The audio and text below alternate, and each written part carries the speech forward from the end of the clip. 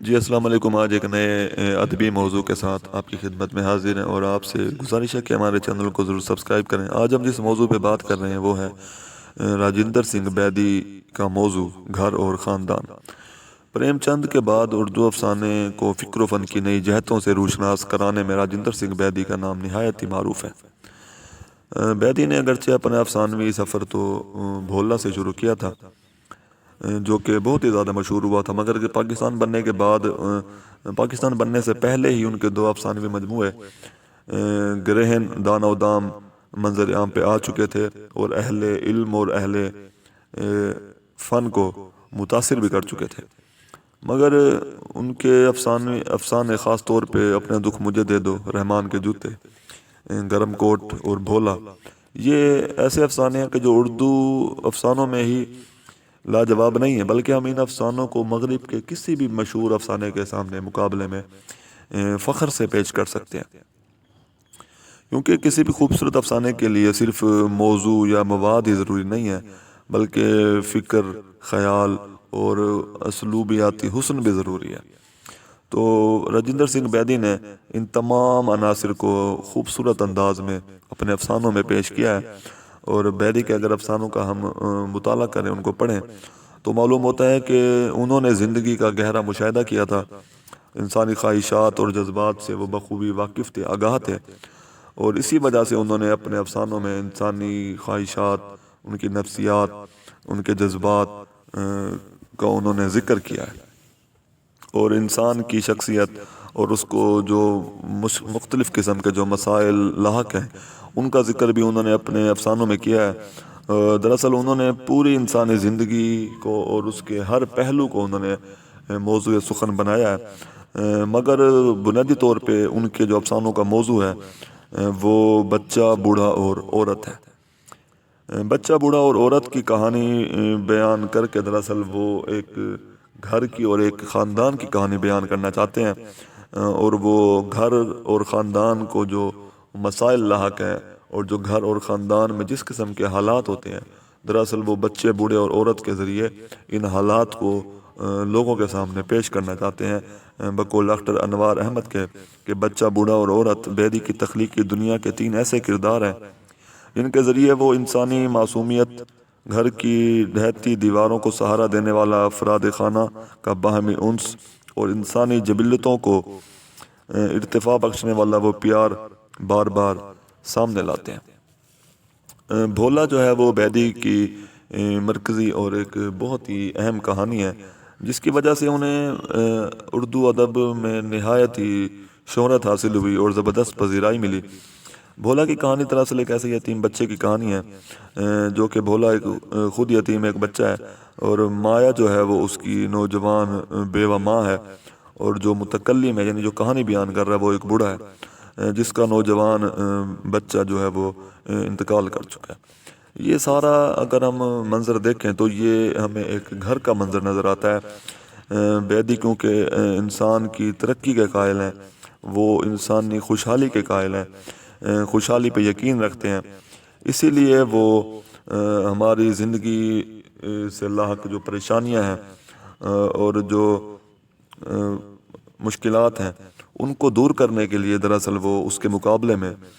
معصومیت، محبت، ایثار اور ماں کی ممتا کو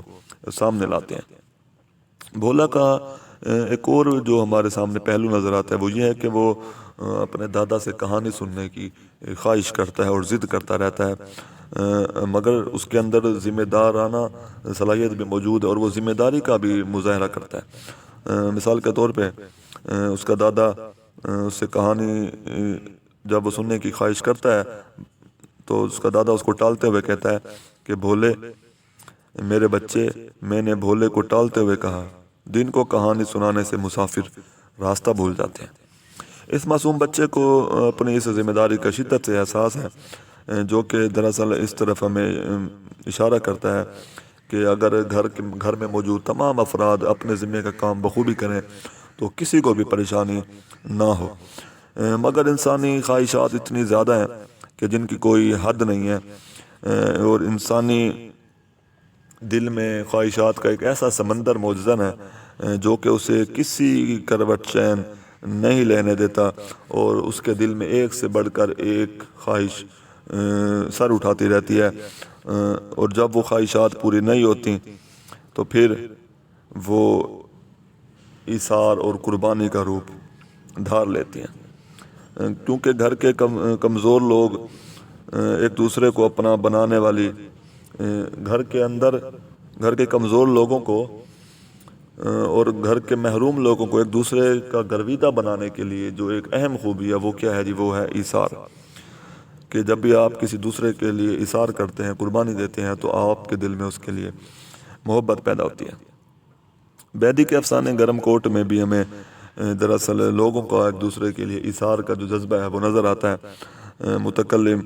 اپنی محدود اور تھوڑی سی جمع پونجی اور آمدنی میں سے بیوی کے لیے بندے، بیٹی کے لیے دستکاری کا سامان اور بیٹی کے لیے گلاب جامن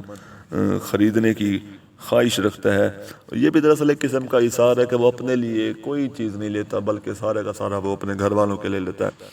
اسی طرح دوسری طرف جو شوہر کے لیے اس کی بیوی ہے وہ گرم کوٹ کا کپڑا لینا چاہتی ہے، یہ بھی ایک بیوی کی ایثار کی خوبی ہے۔ اس طرح افسانے میں ہمیں گھر کے افراد ایک دوسرے سے شدید محبت اور ایثار کرتے ہوئے نظر آتے ہیں، اور یہی غلام عباس راجندر سنگھ بیدی کا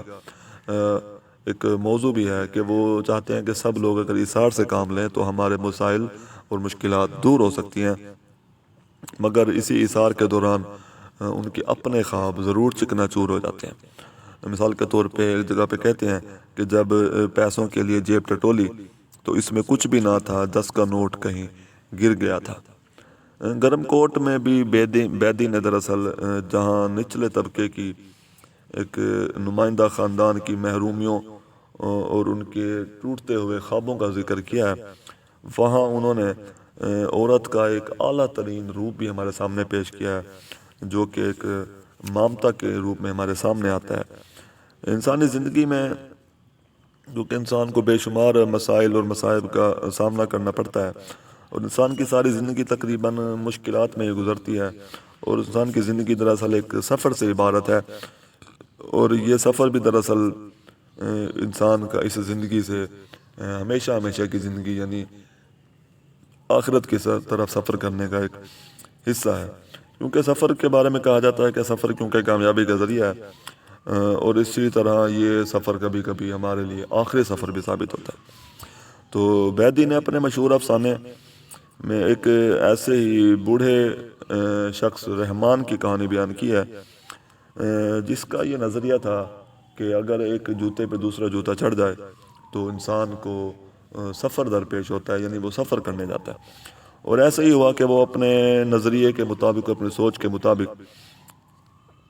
سفر پہ روانہ ہو جاتا ہے۔ تو رحمان کے جوتے کی کہانی دراصل ایک بوڑھے اور ان کی ایک بیٹی کے گرد چکر کاٹتی ہے، گھومتی ہے، جو کہ پردیس میں رہتی ہے۔ بوڑھا جب اپنی بیٹی سے ملنے کے لیے جاتا ہے تو اس وقت کا منظر ملاحظہ کیجئے کہ وہ کبھی بھی واپس نہیں آتا۔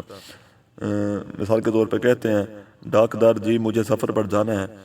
آپ دیکھتے نہیں میرا جوتا جوتے پر کیسے چڑھ رہا ہے۔ تو اس افسانے میں بھی دراصل ہمیں ازواجی زندگی کو خوبصورتی میں اور مسرت میں بدلنے والی جو ہلکی پھلکی لڑائیاں ہیں اس کی جھلکیاں بھی نظر آتی ہیں، اور اپنوں سے ملنے کی جو محبت ہے اور ایک خواہش ہے اس کا سچا جذبہ اور لگن بھی ہمیں اس افسانے میں نظر آتا ہے۔ عورت کے بدن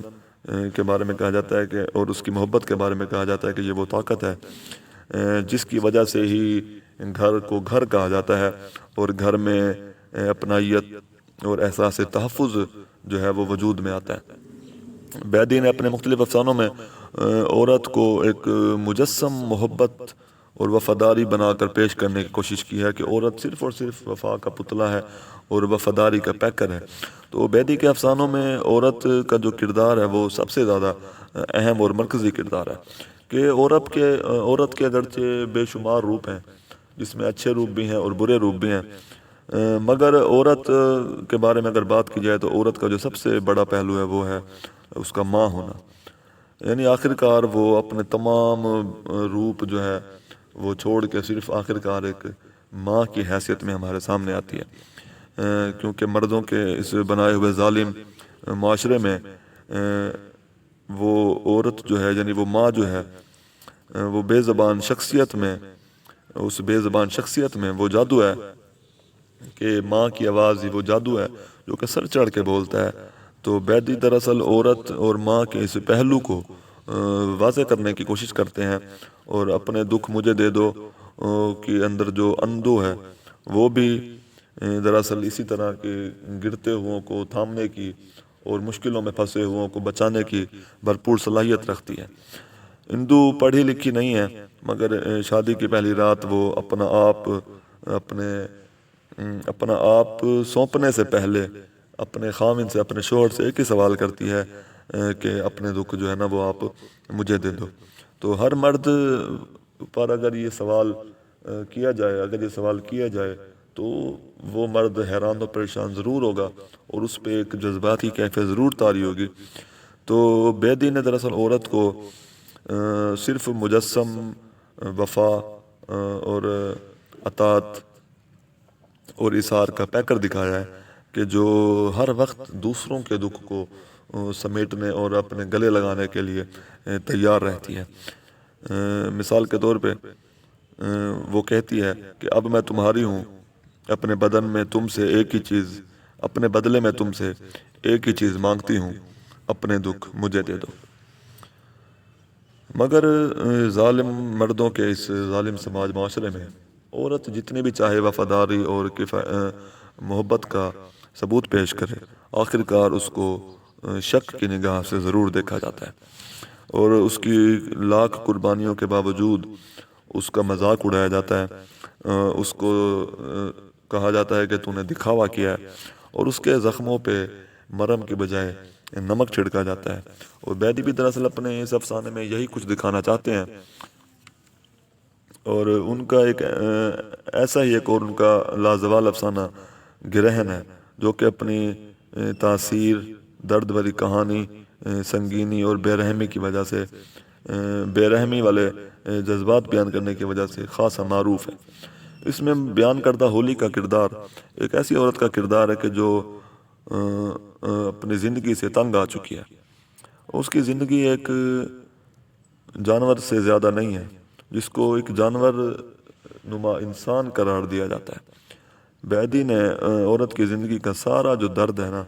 وہ اسی مظلوم عورت ہولی کے کردار میں انہوں نے پیش کر دیا ہے. ہولی ایک دراصل ہندوستان کی نچلے طبقے کی ایک ایسی عورت کی کہانی اور تصویر ہے جو کہ جس کے افسانے میں بیدی کے افسانے کوکھ جلی میں صرف ماں بیٹا موجود ہے. بیدی کے ایک اور افسانے کوکھ جلی میں صرف ایک ماں اور بیٹا کی کہانی ہے، جبکہ ان کا ایک افسانہ ایک سگریٹ میں باپ اور بیٹا. مگر ان دونوں افسانوں کے ماحول میں بہت ہی زیادہ فرق ہے. کوکھ جلی میں ہمیں مسلسل تکلیف کا منظر اور ایک مسلسل پریشانی اور عذاب کا منظر دکھائی دیتا ہے، جبکہ صرف ایک سگریٹ والے افسانہ جو ہے اس میں ایک بوڑھا باپ شکست سے دوچار ہے کہ وہ جس قسم کی توقعات رکھتا ہے جب وہ توقعات ٹوٹتی ہیں تو اس پہ کیا گزرتی ہے. جبکہ ان کے ایک اور افسانے ایک باپ بکاؤ میں ہمیں نظر آتا ہے کہ ہمارے اس معاشرے میں کس طرح بوڑھوں بزرگوں کو ایک ناکارہ اور ناقابل استعمال اور کاٹ کباڑ کا سامان سمجھا جاتا ہے اور ان کو بے عزت کیا جاتا ہے. تو مثال کے طور پہ کہتے ہیں کہ اگر بچے ضروری ہیں تو بوڑھے بھی ضروری ہیں، اگر جسمانی طور پر نہیں تو روحانی طور پر. تو اسی طرح ایک اور افسانے میں وہ معاشرے میں جو خواتین پر یا بیٹی پر جو مظالم کیے جاتے ہیں اس کے خلاف صدائے احتجاج بلند کرتے ہوئے کہتے ہیں کہ بیٹی تو کسی دشمن کے بھی نہ ہو بھگوان. ذرا بڑی ہوئی ماں باپ نے سسرال دھکیل دیا، سسرال والے ناراض ہوئے میکے لڑکھا دیا. تو ان افسانوں کی موضوعات اور اس کی روشنی میں ہم کہہ سکتے ہیں کہ بیدی نے دراصل اپنے افسانوں میں بچہ، بوڑھا اور عورت کو کرداروں کے روپ میں پیش کر کے دراصل ہمارے خاندان کی اور ہمارے معاشرے کی تصویر کشی کی ہے اور منظر کشی کی ہے اور ان کی نفسیاتی مسائل، ان کے جذبات، ان کے احساسات کا ذکر کیا ہے کہ سماج میں ان کا مقام، ان کا مرتبہ، ان کی حیثیت کیا ہے. تو راجندر سنگھ بیدی نے یہ بھی واضح کیا ہے اور اس کے ساتھ ساتھ انہوں نے بچے، بوڑھے اور عورت کے ساتھ ہونے والے مظالم، ظلم و ستم پر بھی انہوں نے روشنی ڈالی ہے اور صدائے احتجاج بلند کی ہے، کیونکہ وہ